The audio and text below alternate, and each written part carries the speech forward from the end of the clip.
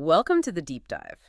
Today, our mission, well, it's zeroed in on something absolutely fundamental for aviation safety, especially for you heading into your power plant careers: fixed fire protection systems in aircraft engines. That's right. And we're not talking about the handheld extinguisher you might find in the cabin. No, definitely not. This is the heavy-duty stuff, the built-in systems designed to tackle, potentially the worst-case scenario in engine fire. And for everyone working through their AMT Powerplant course, understanding these systems goes way beyond just recognizing parts. It's about the regulations, the why behind it all. Okay, so let's start there. The regulations. You mentioned 14 CFR parts 23 and 25. What do they actually mandate? Where are these fixed systems required?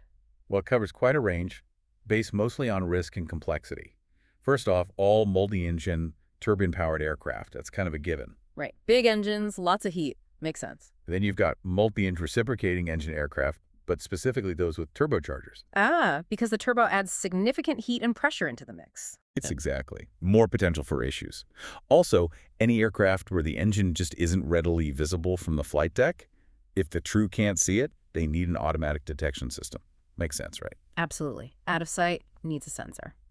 And then it covers basically all commuter and transport category aircraft the airliners you work on. Plus, and this one's important, the auxiliary power unit compartment, the APU.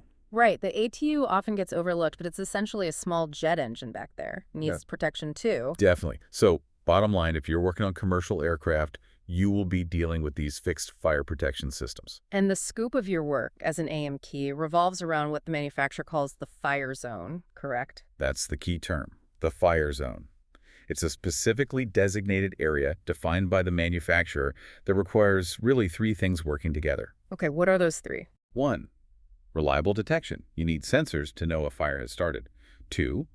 Effective extinguishing. You need the means to put the fire out. And 3. Inherent fire resistance.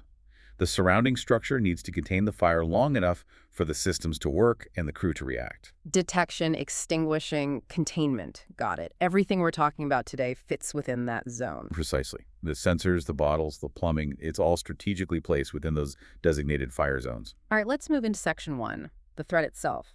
Why are turbine engines specifically such a focus for fire protection? What kind of failures lead to these dangerous overheat or fire conditions? Well, turbine engines operate under incredible stress. Extreme temperatures, high rotational speeds. Failures can be, let's say, quite energetic. We generally group the causes into two buckets: thermodynamic and mechanical. Thermodynamic first. What does that involve? Sounds like heat management issues. It is. It's all about upsetting the balance of cooling air versus combustion heat. Those turbine blades are operating incredibly close to their melting point. Any disruption in the cooling airflow or too much heat input is immediately dangerous. So what could cause that disruption? Give us some real-world examples. A classic one is rapid ice buildup. If ice forms quickly on the inlet screens or the inlet guide vanes, it chokes the airflow. Right. Less air going in. Which means the fuel-air mixture goes rich, temperatures spike, and you can get severe overheating, sometimes melting blades almost instantly. We call it a hot streak. Those melted or broken blades can then get thrown outwards with massive force. And the consequences. Immediate loss of thrust is likely.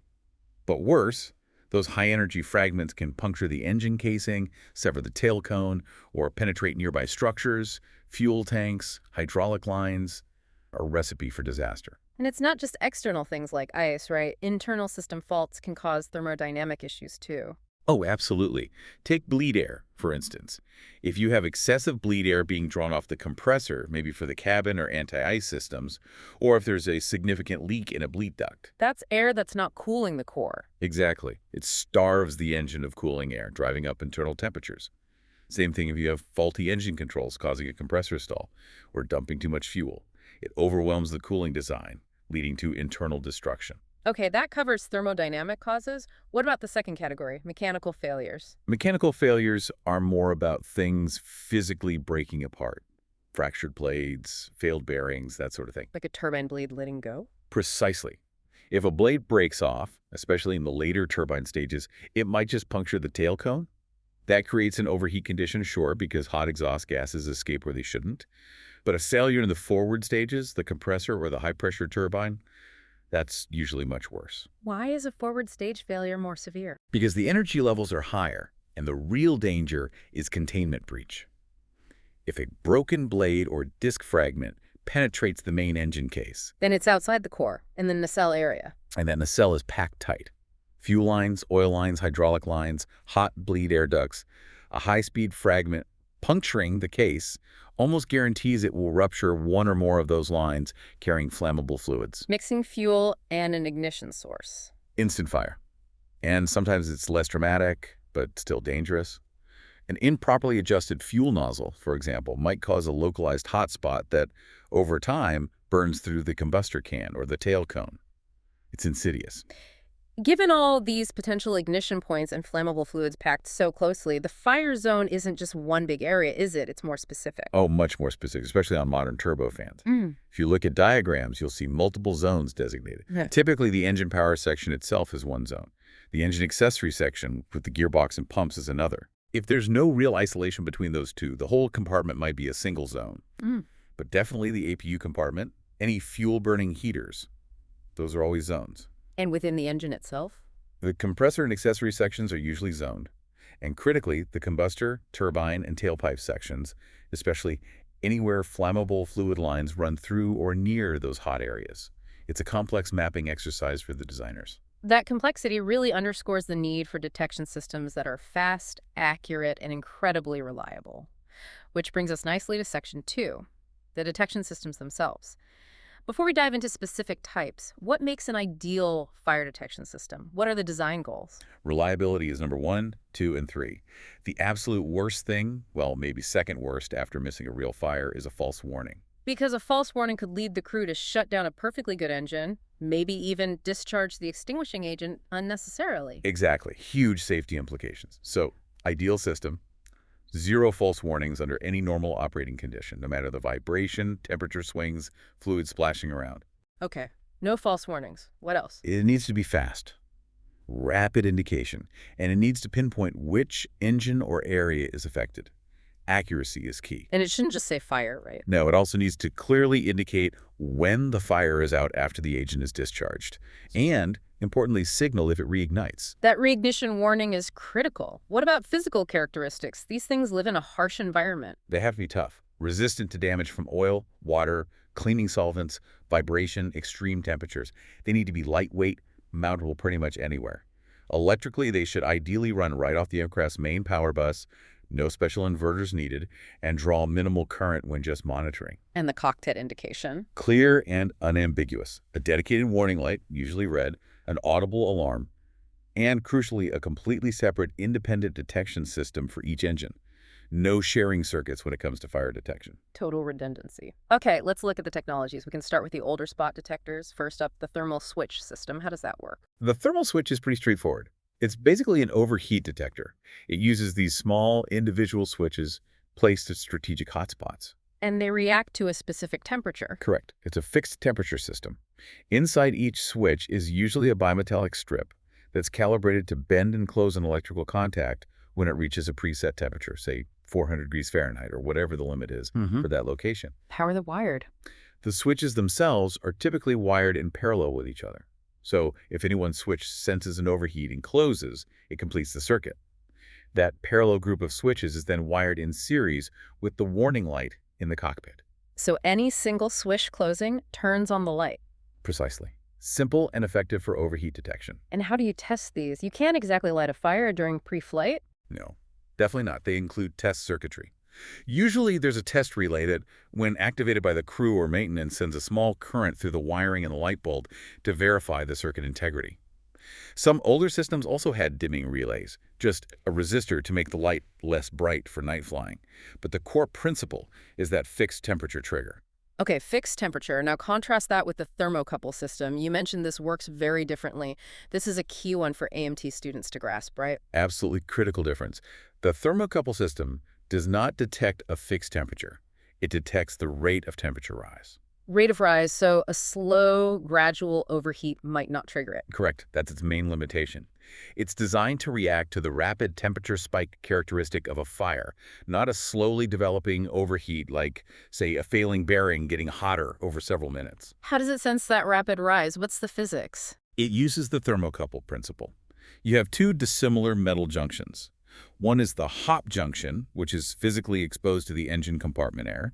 The other is the reference junction, sometimes called the cold junction, which is enclosed, often in a little dead airspace within the detector unit itself, shielding it from rapid changes. Okay, hot junction exposed, reference junction shielded. Now, if the engine just heats up slowly and normally, both the hot junction and the reference junction heat up more or less together, the temperature difference between them stays small. Right, no big differential. But if a fire erupts, the exposed hot junction heats up almost instantly. The shielded reference junction lags behind, heating much slower. This creates a significant temperature difference between the two junctions. And that difference generates a voltage. Exactly. Huh. A thermocouple generates a voltage proportional to the temperature difference across its junctions. When that difference is large and happens quickly, it generates enough voltage to drive a tiny electrical current. How tiny are we talking? Very small. The system is designed so that when this current exceeds about 4 milliamperes, 4 MA, that's the magic number, it's enough to energize a very sensitive relay. Okay, 4 milliamps triggers the sensitive relay. Right. And that sensitive relay, because it's handling such low current, then closes and energizes a more robust slave relay. The slave relay handles the heavier current needed to actually illuminate the bright warning light in the cockpit. You mentioned a safety feature for that sensitive relay's contacts. Something about protecting them. Yes, good point. Those sensitive relay contacts are, well, sensitive. They're not designed for heavy loads. When the circuit opens, say the fire's out or the system is turned off, the magnetic field in the slave relay coil collapses. This induces a voltage spike, sort of like back EMF. Okay. That spike can be strong enough to cause an arc across the delicate sensitive relay contacts as they open, potentially welding them shut or damaging them. So how do they prevent that? Yeah. They usually connect a resistor directly across the slave relay's coil terminals. This resistor basically absorbs or dissipates that induced voltage spike safely, protecting the fragile contacts of the sensitive relay. It's a neat little piece of electrical design. Very clever. Okay, moving beyond those spot detectors, are there other types, maybe more specialized ones? Like optical sensors? Yes, optical sensors or flame detectors exist. They're quite different. They're designed to see the specific light radiation emitted by a fire. Like infrared or UV light? Exactly. Often infrared detectors are tuned to a very narrow wavelength band, around 4.3 micrometers. Why that specific number? Because that's a strong emission wavelength for hot carbon dioxide, which is produced instantly and in large quantities in a typical hydrocarbon fuel fire. So it's looking for the chemical signature of the flame. Pretty much. The electronics are also smart enough to look for the characteristic flicker frequency of a real flame, helping them ignore steady sources like sunlight or incandescent lamps. They're fast-acting, but tend to be used more in slightly less harsh environments, maybe light turboprops or helicopter engine bays, where that speed is paramount. And what about pneumatic detectors? You mentioned those rely on gas laws. Right. These are less common now in engines, but conceptually interesting. They use a sealed tube, typically filled with an inert gas like helium, running through the fire zone. The tube connects to a responder unit containing pressure switches. So heat expands the gas. Yep, basic physics. Heat the tube, the helium inside expands, pressure rises.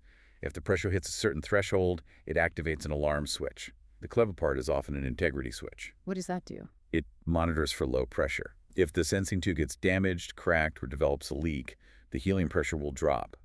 The integrity switch detects this loss of pressure and triggers a fault annunciator, not a fire warning. It tells you the system itself is compromised. That's useful. Okay, but you said these spot detectors and specialized sensors are less common now, especially on large aircraft. What's the dominant technology today? By far, it's the continuous loop system, almost exclusively used on large commercial aircraft engines and APUs. Why the shift? What makes continuous loop better?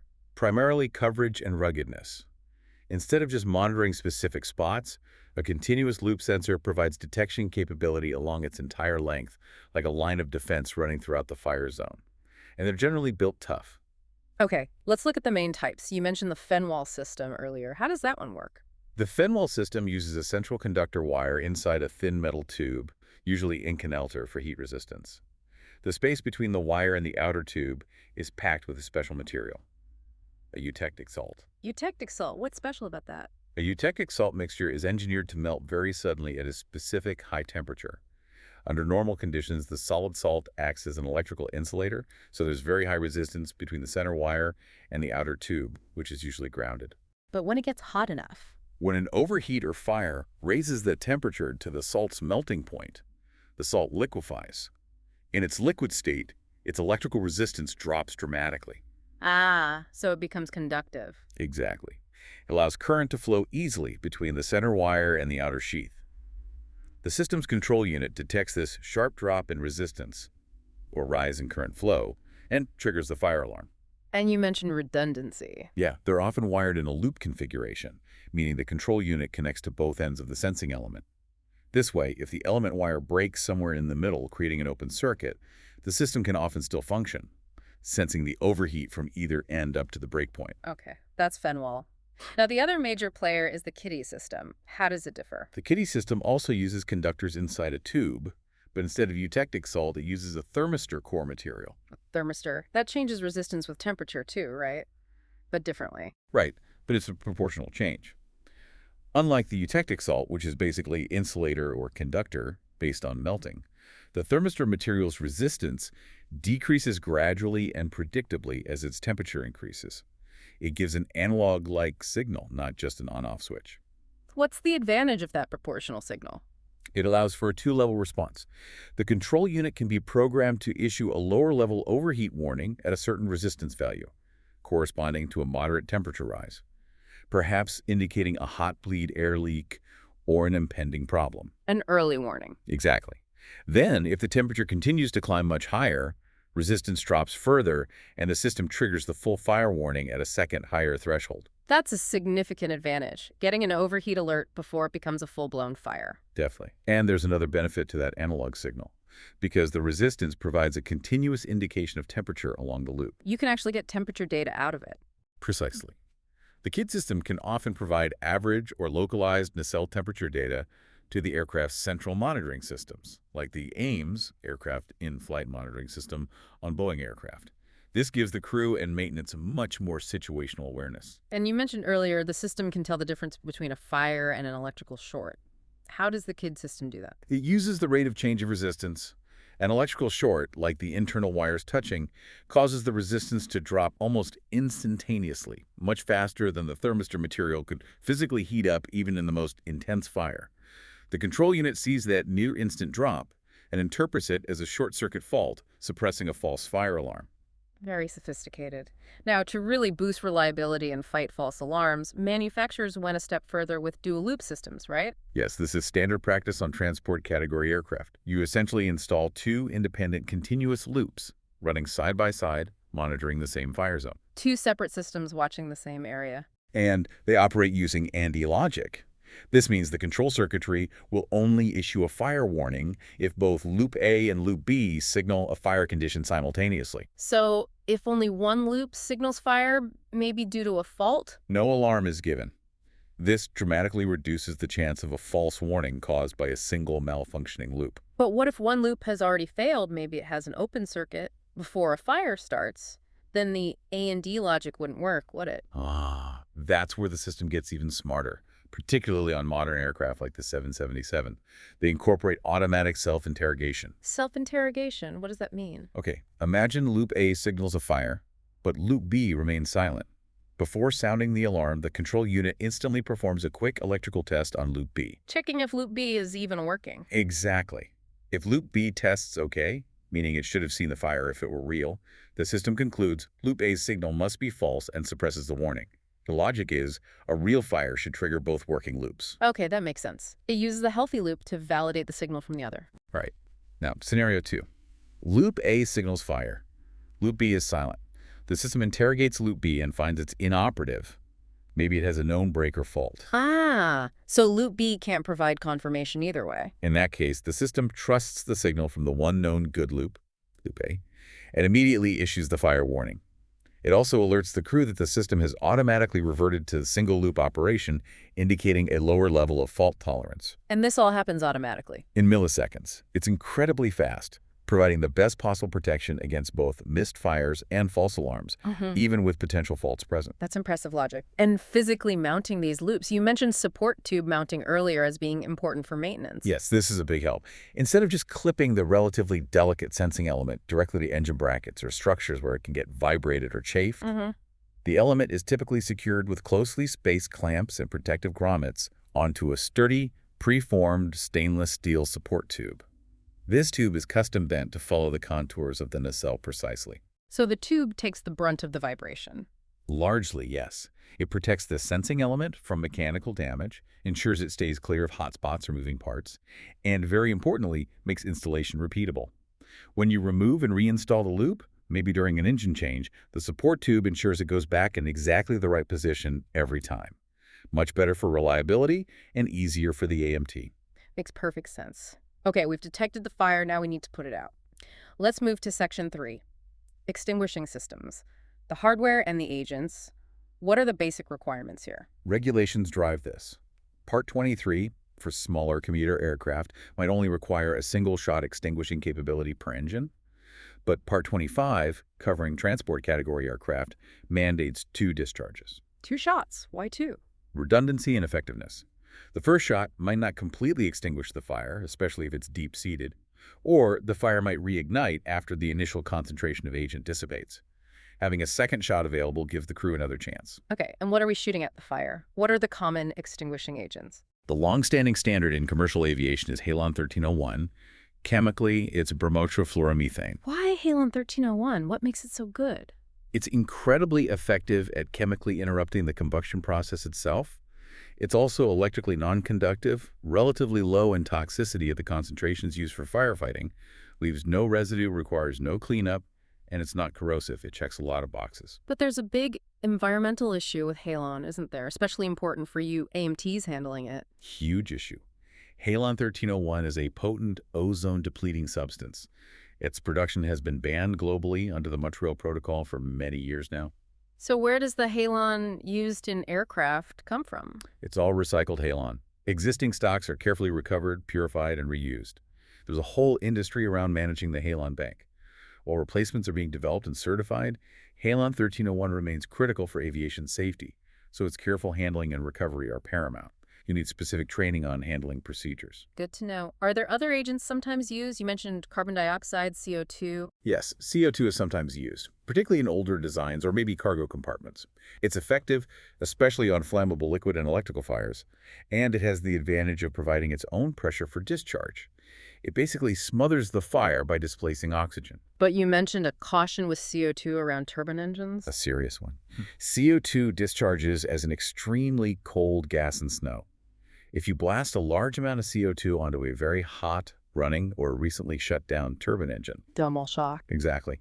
The rapid localized cooling can cause the hot engine casing or shrouds to shrink unevenly and very quickly. If it shrinks onto the still spinning or hot rotor assembly, well, you could cause the engine to seize or even disintegrate. It's a significant risk specific to turbines. Okay, so halon is preferred for engines. Let's talk about the hardware that delivers it. The HRD system, high rate of discharge. What are the components? It starts with the containers, the bottles themselves. They're usually spherical, made of stainless steel. Why, sphere? Strongest shape for containing pressure for given weight. Weight is always critical on an aircraft. Inside, you have the liquid halon agent pressurized with nitrogen gas, which provides the force to expel the agent rapidly when needed. And these bottles have a safety feature, right? In case they get too hot. Absolutely vital. Each bottle has a safety relief diaphragm, sometimes called a rupture disc. It's a calibrated weak point. If the temperature around the bottle gets too high, say in a ground fire or just extreme ambient conditions, the pressure inside will rise. Before the bottle itself bursts, that safety diaphragm is designed to rupture, safely venting the entire contents overboard. Preventing a pressure vessel explosion. Precisely. It sacrifices the agent and to save the aircraft structure. How is the agent released intentionally? Through the discharge valves. Correct. The discharge valve is mounted on the bottle outlet.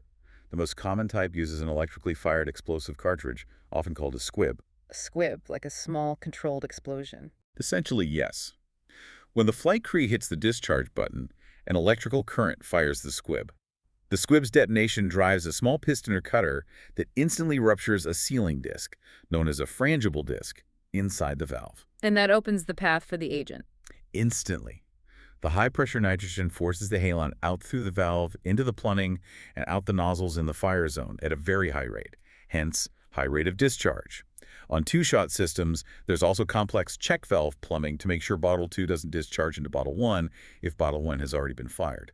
How does the ground crew know if a bottle has been discharged, either intentionally or by overheat? Through the discharge indicators, these are small, colored discs, usually mounted flush on the aircraft skin near the fire zone or the bottle location. They're crucial for maintenance. Okay, what do the colors mean? There's a red one? Yes, the red disc indicates a thermal discharge. It's physically connected to that safety relief diaphragm on the bottle. If the bottle overheats and vents its contents overboard through the safety relief, the pressure blows out the red disc. So if you see a missing red disc during your walk around or inspection. The bottle is empty due to heat, needs replacing immediately. Exactly. Now, the other common color is yellow. And the yellow disc? The yellow disc indicates a manual or crew-commanded discharge. It's linked to the normal operation of the discharge valve via the squib. When the crew fires a bottle using the cockpit switch, the process also ejects the yellow disc. So a missing yellow disc tells you the crew used that bottle. Also needs replacing. Okay, red for thermal blowout, yellow for crew activation. Simple visual check, but vital. Absolutely vital piece of communication between the flight crew and maintenance. All right, let's move up to the flight deck. Section 4, operational control. All this complex detection and extinguishing hardware comes down to the engine fire switch, doesn't it? That's the command center for that engine's fire protection. It's usually a large guarded switch or handle, often illuminated. Pulling it initiates a whole cascade of actions. What are its main functions? You mentioned 4 primary ones. Okay, number 1. It typically illuminates when a fire is detected, providing the primary visual alert. 2. Pulling it shuts down the engine. 3. Pulling it isolates the engine from critical aircraft systems. And 4. After pulling, it usually enables the extinguishing agent discharge. Let's focus on that isolation function. That sounds critical. But first, how do they prevent someone from accidentally pulling that handle during normal flight? Good question. It's usually locked in the normal position by an electrical solenoid. Okay. When the fire detection system senses a fire, it sends a signal that energizes this solenoid. The energized solenoid physically retracts the lock pin, releasing the handle and allowing the crew to pull it. The handle lighting up and the lock releasing happen together. What if the detection system fails or the solenoid itself is faulty? Can the crew still pull the handle in an emergency? Yes, there's always a manual override. Usually it's a separate guarded button right next to the fire switch, often labeled Fire Over AD or similar. Pushing this override button mechanically forces the lock open, allowing the crew to pull the handle even if the automatic unlock signal isn't received. It's a failsafe. Okay, so the handle is pulled. Let's really dig into that isolation function. You mentioned the B777 system as a good example. When that fire switch is pulled on a 777, what specifically gets shut off or isolated? It sounds comprehensive. It is incredibly comprehensive, and understanding this sequence is vital for troubleshooting later. First, fuel. Pulling the handle closes the main fuel spar valve, usually located in the wing near the fuselage. Big valve cuts off fuel flow from the tanks. Okay, main fuel supply cut. Simultaneously, it sends an electrical signal to de-energize a cutoff solenoid within the engine fuel metering unit, FMU itself. This forces the FMU's internal valve to the cutoff position, ensuring no residual fuel in the lines gets pumped into the engine. Double protection on fuel. Makes sense. What about other flammable fluids like hydraulics? Next step, pulling the switch closes the engine hydraulic pump shutoff valve, stopping fluid from being drawn from the aircraft's hydraulic reservoir to that engine's pump. It also commands the pump itself to depressurize, reducing the hazard if lines are damaged. Okay, fuel cut, hydraulics isolated and depressurized. What about air? Bleed air. Yep. It closes the pressure regulator and shutoff valve for the engine's high-pressure bleed air supply. This stops hot, high-pressure air from feeding the fire or damaging other systems if the ducts are breached in the nacelle. And electrically, what happens to the engine's generator? Critical step. Pulling the switch trips the generator field relay and also trips the backup generator field if it has one. This essentially disconnects the engine's generator from the aircraft's electrical buses, preventing the engine from supplying electrical power and stopping potentially damaged wiring in the nacelle from causing electrical shorts or feeding power back into the system. Wow. Fuel, hydraulics, pneumatics, electrics, and it shuts down thrust reverser capability too, you mentioned it. Yes, it typically removes power from the thrust reverser isolation valve, locking it out. You don't want reversers deploying unexpectedly or feeding air into a fire zone. So pulling the handle does all of that isolation and shutdown. Only then can the crew discharge the agent. Exactly. On the 777, for instance, once the handle is pulled out, the crew then rotates the handle to select either DISCH1 or DICH2, Rotating it sends the electrical signal to fire the squib on the corresponding extinguisher bottle. Pull to isolate, rotate to extinguish. That's a really clear sequence. Pulling is the emergency stop and isolate. Rotating is the action to fight the fire. Got it. Now, let's bring this all back to the hangar floor. Section 5. The AMT's role. Maintenance and troubleshooting. These systems require meticulous care, don't they? Especially the detection elements living near hot, vibrating engines. Absolutely critical. Damage to detection loops is common if people aren't careful working around them. Visual inspection is probably the most important routine check you'll do on these systems. What are you looking for specifically on, say, a continuous loop element? You're looking for any signs of physical damage. Cracks, obvious dents, crushed or pinched sections, especially where the loop might pass near cowling latches or other structure. Look for abrasion signs. It's been rubbing against something. Check the support clamps and the grommets that cushion it. Are the grommets hard, cracked, or maybe softened and gummy from fluid exposure? Either condition means they're not supporting the element properly. Look closely at the electrical connectors for contamination, corrosion, or security. Even small metal particles can short out the terminals. What about minor dents or kinks in the sensing element tube itself? Are those always cause for replacement? Not necessarily. The maintenance manual will have specific limits for acceptable dents and kink size, location, radius. You need to assess any damage against those limits. But here's the crucial part, and listen closely on this one. If you find a dent or a kink that is within the allowable limits stated in the manual, Yes. do not attempt to straighten it. Leave it alone. Why not? If it looks bent, shouldn't you try to make it straight? Because attempting to straighten even an acceptable bend or kink puts immense stress into that localized area of the metal tubing and potentially the core material inside. It creates a weak spot, a stress riser. It might look fine, but you've potentially set it up for failure later, maybe an internal short or a crack developing due to vibration. If the manual says the dent is acceptable, document it and leave it. Straightening it can cause more harm than good. That's a really important practical tip. Don't fix acceptable damage. What about the general routing and clamping? Any guidelines there? Yes, the manuals are very specific. You need to inspect for proper clamping and support. Yeah. Long, unsupported sections of the loop are bad. They'll vibrate excessively. Generally, on straight runs, you'll see clamps required every 8 to 10 inches. And near the end connectors, the support needs to be closer, typically within 4 to 6 inches of the fitting itself to stabilize the connection point. You also need to watch the bend radius. Trying to force the loop around too tight a corner is a common cause of damage. The optimum minimum bend radius is usually around 3 inches. Anything tighter risks kinking or internal damage. Makes sense. Keep it supported. Avoid sharp bends. Now, what about troubleshooting common problems? What's the most frequent write-up for these systems? Probably intermittent alarms. Fire warning flickers on and off or comes on randomly when there's definitely no fire. What usually causes that? 9 times out of 10, it's an intermittent short circuit somewhere in the sensing loose or its wiring. Could be a wire with frayed insulation occasionally touching ground, a loose connection at a terminal, or, very commonly, the sensing element itself rubbing against a piece of structure, wearing through its outer layer, and shorting intermittently. How do you find an intermittent fault like that? Sounds tricky. It can be. The best technique is often careful physical manipulation. With the system powered up, following safety procedures, of course, you gently wiggle wires, tap on connectors, lightly flex the sensing loop in suspect areas, trying to make the fault occur consistently while watching the control unit or warning light. It's called chasing the short. Okay. What if you get a steady false alarm? Light stays on, but the engine is cold. First step is isolation. Disconnect the sensing loop connector right at the control unit. If the alarm stops immediately, you know the fault is somewhere out in the loop itself, not in the control box or cockpit wiring. Then you inspect the loop. Then you do a very careful visual inspection of that entire loop, looking for any signs of crushing, sharp bends, chafing, or anything that could cause the internal conductor to short to the outer sheath or to each other. Can you use tools to help pinpoint it? Yes, an ohmmeter is useful here.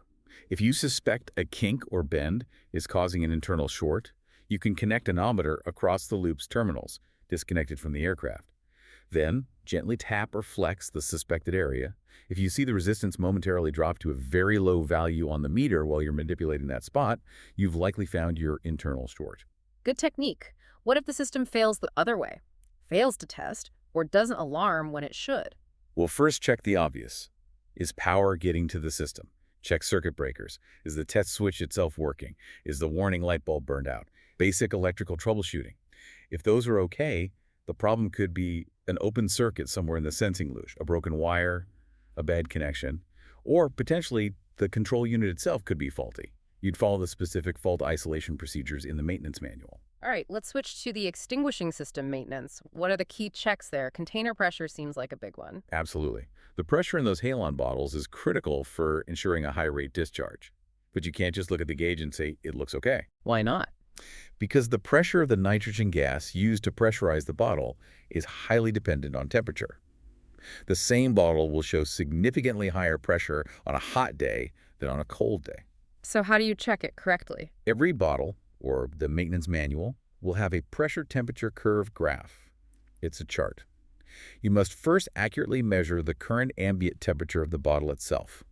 Then you find that temperature on the chart, go up to the curve, and read across to find the acceptable pressure range, minimum and maximum CI, for that specific temperature. Okay.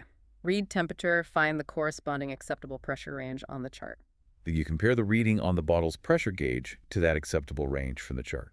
If the gauge reading falls outside the minimum or maximum limits for that temperature, the bottle is considered unserviceable and must be replaced. You can't just add or remove pressure. Got it. Check against the temp chart. What about the squib, the discharge cartridge? Does it have a life limit? Yes, it does. Squibs are pyrotechnic devices, and their chemical stability degrades over time.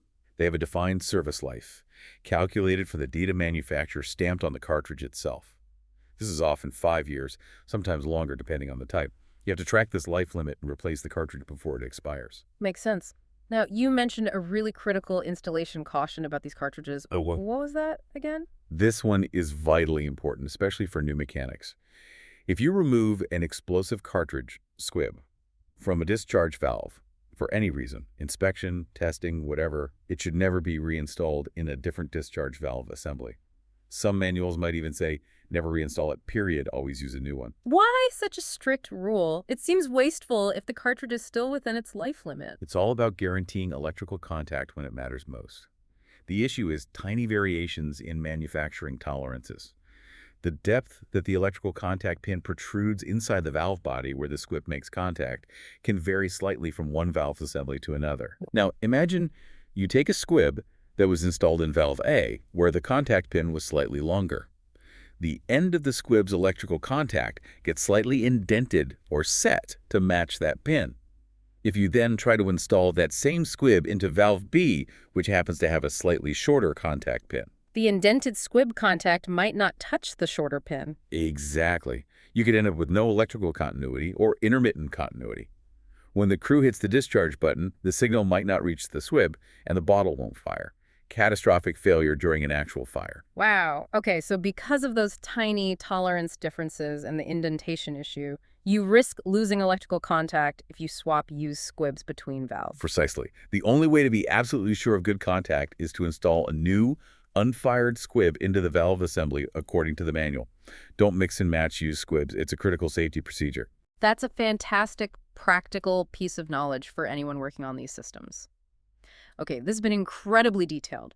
We've covered the hazards, the different detection technologies, distinguishing rate of rise from fixed temp, the extinguishing agents and hardware, the critical role of the fire switch and system isolation, and now these vital maintenance practices. It really highlights how interconnected it all is. Detection, isolation, extinguishing, and the maintenance that ensures it all works. So let's wrap up with that final thought. We talked a lot about the reliability built into dual loop systems, that AND logic, the self-interrogation to guard against faults. Right. The system is designed to be fault tolerant to a degree, but that tolerance relies on the underlying health of the components. So here's the final thought for you, our listeners, especially those of you training to be AMTs.